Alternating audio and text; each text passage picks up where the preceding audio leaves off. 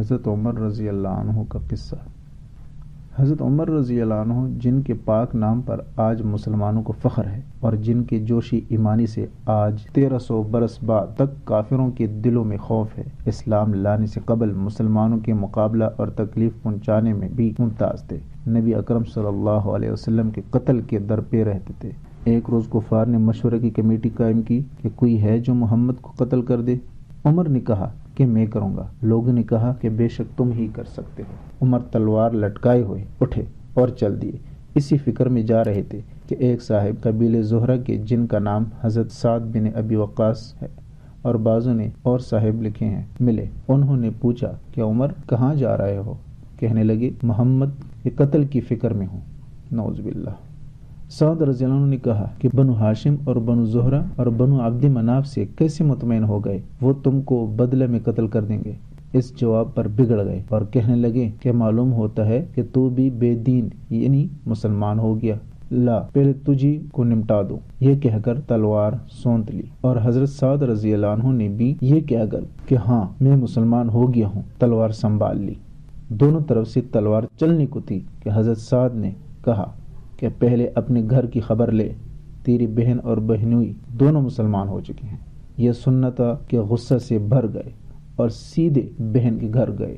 وہاں حضرت خباب رضی اللہ عنہ جن کا قصہ نمبر 6 میں گزر گیا، کیواڑ بند کیے ہوئے ان دونوں میاں بیوی کو قرآن شریف پڑھا رہے تھے۔ حضرت عمر نے کیواڑ کھلوائے۔ ان کی آواز سے حضرت خباب رضی اللہ عنہ تو جلدی سے اندر چھپ گئے اور وہ صحیفہ بھی جلدی میں باہر ہی رہ گیا جس پر آیت قرآنی لکھی ہوئی تھی۔ ہمشیرہ نے کھیواڑ کھولے۔ حضرت عمر رضی اللہ عنہ کے ہاتھ میں کوئی چیز تھی جس کو بہن کے سر پر مارا، جس سے سر سے خون بہنے لگا اور کہا اپنی جان کی دشمن تو بھی بددین ہو گئی۔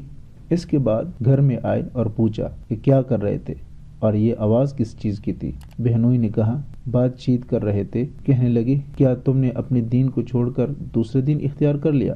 بہنوئی نے کہا اگر دوسرے دین حق ہو تب۔ یہ سننا تھا کہ ان کی داڑھی پکڑ کر کھینچی اور بے تحاشا ٹوٹ پڑے اور زمین پر گرا کر خوب مارا۔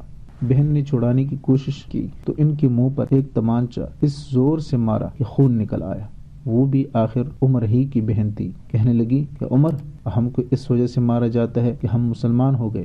بے شک ہم مسلمان ہو گئے، جو تجھ سے ہو سکے تو کر لے۔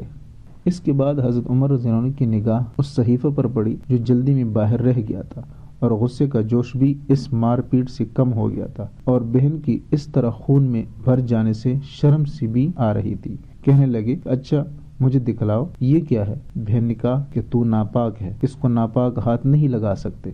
ہر چند اصرار کیا مگر وہ بے وضو اور غسل کے دینے کو تیار نہ ہوئی۔ حضرت عمر نے غسل کیا اور اس کو لے کر پڑھا۔ اس میں سورۃ طٰہٰ لکھی ہوئی تھی۔ اس کو پڑھنا شروع کیا اور آیت اننی انا اللہ لا الہ الا انا فاعبدنی واقم الصلاۃ لذکری سورۃ طٰہٰ آیت 14 تک پڑھا کہ حالت ہی بدل گئی۔ کہنے لگے کہ اچھا مجھے بھی محمد صلی اللہ علیہ وسلم کی خدمت میں لے چلو۔ یہ الفاظ سن کر حضرت خباب رضی اللہ عنہ اندر سے نکلے اور کہا کہ اے عمر تجھے خوشخبری دیتا ہوں، کل شب پنجشنبہ میں حضور اقدس صلی اللہ علیہ وسلم نے دعا مانگی تھی کہ یا اللہ عمر اور ابو جہل میں جو تجھے زیادہ پسند ہو اس سے اسلام کو قوت عطا فرما۔ یہ دونوں قوت میں مشہور تھے۔ معلوم ہوتا ہے کہ حضور اقدس صلی اللہ علیہ وسلم کی دعا تمہارے حق میں قبول ہو گئی۔ اس کے بعد حضور صلی اللہ علیہ وسلم کی خدمت میں حاضر ہوئے اور جمعہ کی صبح کو مسلمان ہوئے۔ خصائص ان کا مسلمان ہونا تھا کہ کفار کے حوصلے پست ہونا شروع ہو گئے، مگر پھر بھی یہ نہایت مختصر جماعت تھی اور وہ سارا مکہ بلکہ سارا عرب، اس لیے اور بھی جوش پیدا ہو اور جلسے کر کے مشورہ کر کے ان حضرات کو ناپید کرنے کی کوشش ہوتی تھی اور طرح طرح کی تدبیریں کی جاتی تھیں۔